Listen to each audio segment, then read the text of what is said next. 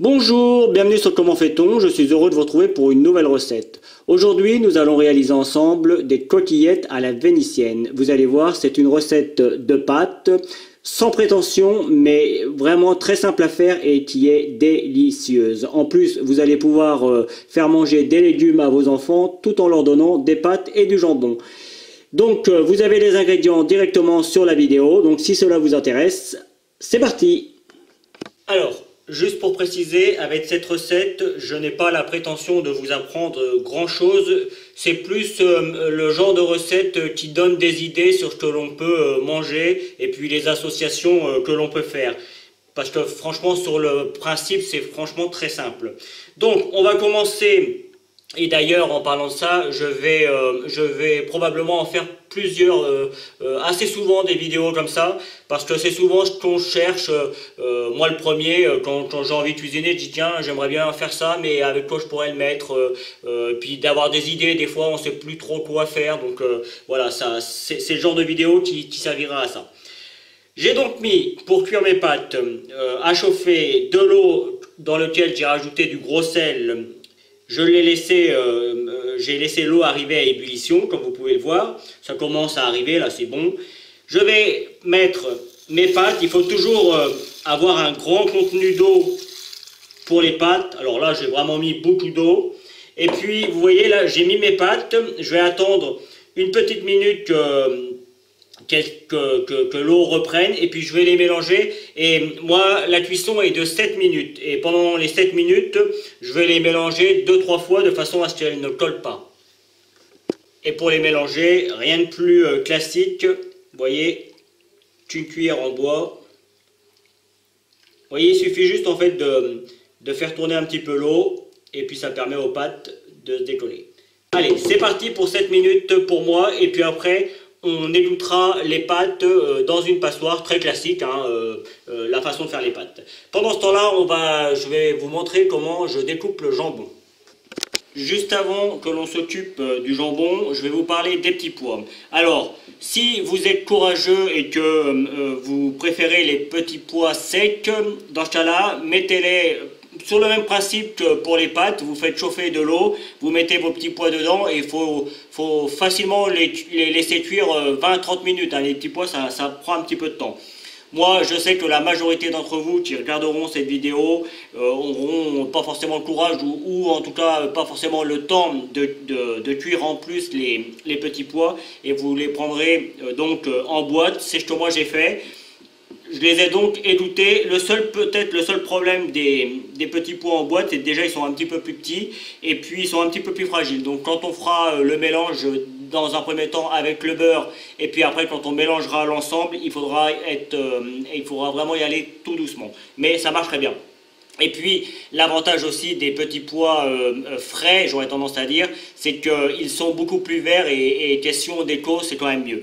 Mais voilà, moi je m'adapte à ce que la majorité d'entre vous feront, et je suis quasiment sûr que c'est comme ça que vous ferez. Mais n'hésitez pas à me le dire si vous préférez que j'utilise des produits vraiment, comment je pourrais dire, frais, brut, voilà, c'est le mot que je cherchais. Et puis que je vous explique comment les cuisiner, ou alors que je fais avec les moyens que tout le monde a, avec ce qu'on a dans les tiroirs. Voilà, ça c'était pour les petits pois. On s'en occupera tout à l'heure. Pour le jambon, vous demandez à votre boucher qui vous découpe une tranche de jambon d'un demi-centimètre, même si c'est un petit peu plus épais d'ailleurs, c'est pas plus mal. Si encore une fois vous n'avez pas le temps, il existe dans le commerce des petits dés de jambon, ça marchera aussi très bien. Là l'avantage c'est du jambon vraiment frais sur le coup, et franchement c'est meilleur. Donc moi je vais garder la couenne parce que personnellement j'aime ça. Je vais peut-être juste enlever la partie la plus ferme. Mes petits chats ils vont être contents. Et je vais quand même garder le gras. Parce que contrairement à ce qu'on croit, le gras n'est pas forcément mauvais pour la santé. Il faut manger du bon gras, et puis il ne faut pas en abuser évidemment, mais il est important d'en manger aussi. Donc on ne l'enlève pas forcément. Après, chacun fait comme il veut.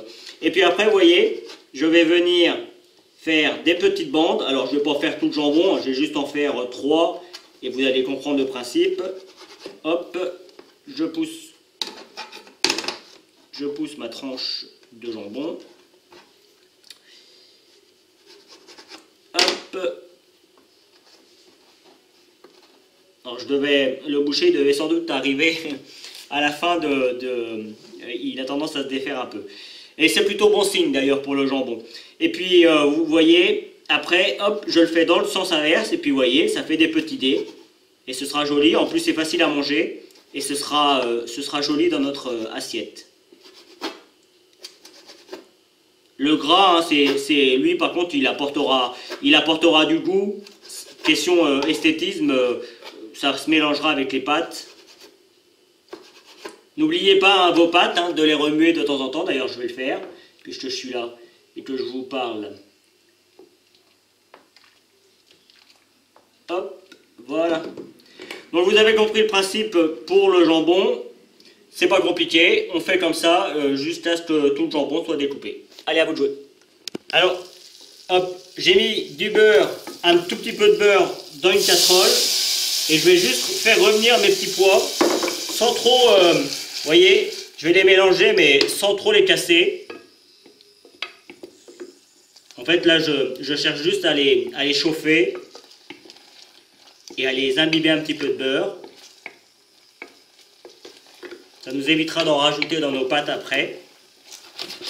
Alors moi, j'en mets, il y a 10 grammes hein, de beurre, hein, j'en ai pas mis beaucoup. C'est vraiment histoire de dire que pour en mettre un petit peu quand même, parce que c'est bon. Et puis vous voyez, je vais les cuire 2-3 minutes, juste le temps que ce soit bien chaud. À feu doux.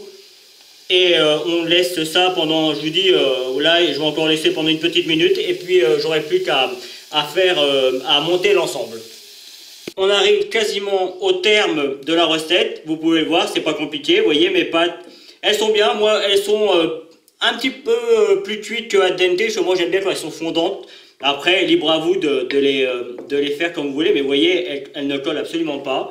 Donc, juste avant de rajouter l'ensemble, je vais mettre un petit peu de poivre. Un petit peu, hein, pas trop.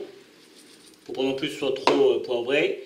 Un petit peu de sel, mais attention parce qu'on en a déjà mis dans les pâtes pour l'eau. Mais on peut en rajouter quand même un petit peu. Après, c'est une question de goût. De toute façon, hein, chacun fait comme il l'entend avec le sel et le poivre. Je vais rajouter, dans un premier temps, mes petits pois. Rappelez-vous que là, c'est pour 2 personnes. Hein. Je vais faire après une petite assiette que je vous montrerai pour la fin de la vidéo. Mais vraiment sans prétention. Je rajoute mon jambon. Je vais mélanger gentiment tout ça.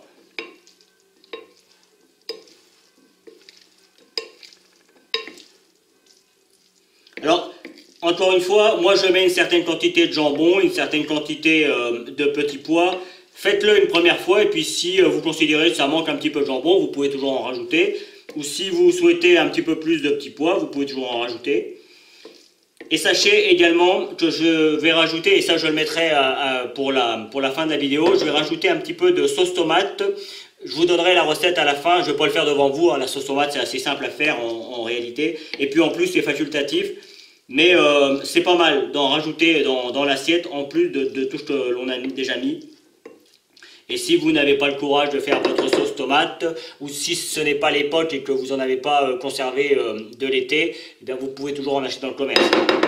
Donc maintenant, pour finir, et ça c'est vraiment au dernier moment, on va rajouter le parmesan. Moi je vais en garder un petit peu pour faire mon assiette, pour en mettre un petit peu dessus. Hop, voilà.